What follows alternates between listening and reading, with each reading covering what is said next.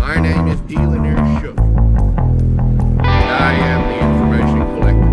The EPA has announced a war. My name is Dealiner Shook, and I am the information collector. Potential spaceport in Michigan. Send my condolences to the people of Kuwait.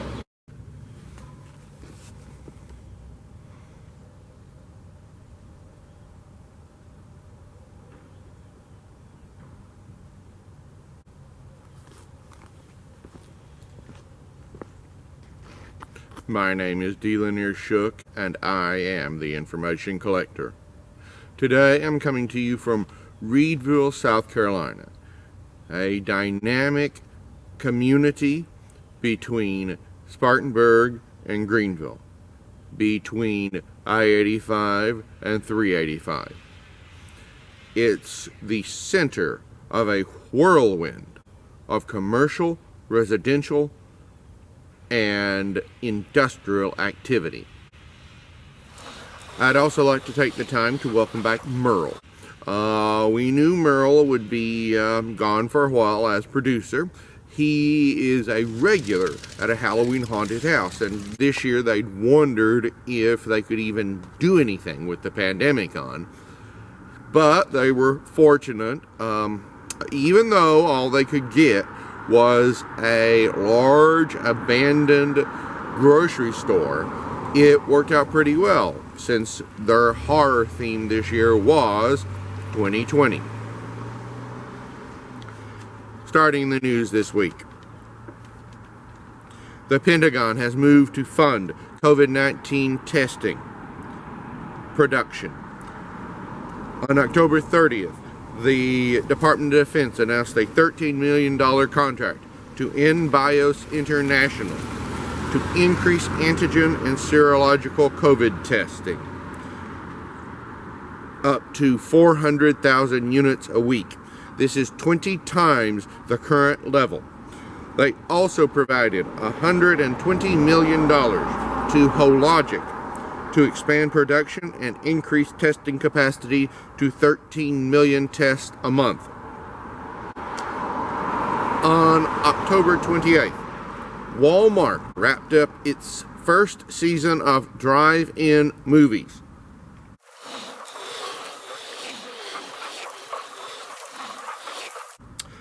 This, while it appears to be over this year, was a rousing success for the past season. Walmart drive-in movies occurred at 160 stores with free movies and, in some cases, free snacks. Virtually hosted by Drew Barrymore, they featured favorites such as Black Panther, Back to the Future, Cars, Spy Kids, and The Wizard of Oz, among others.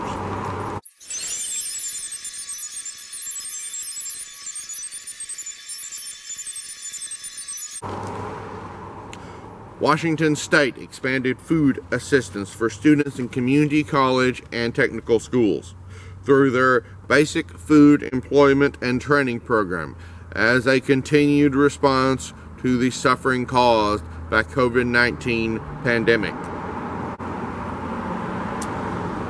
On October 21st, Los Angeles' mayor was pleased to announce the approval of the Red Cloud Wind Farm in New Mexico.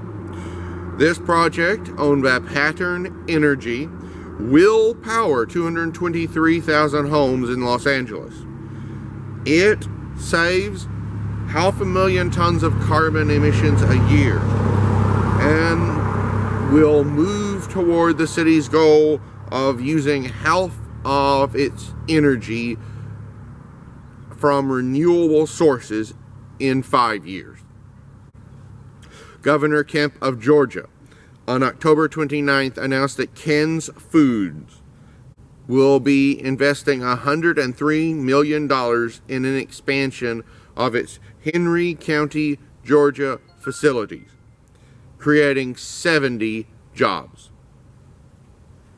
On October 30th, the Kidney X Artificial Kidney Challenge announced a $10 million prize.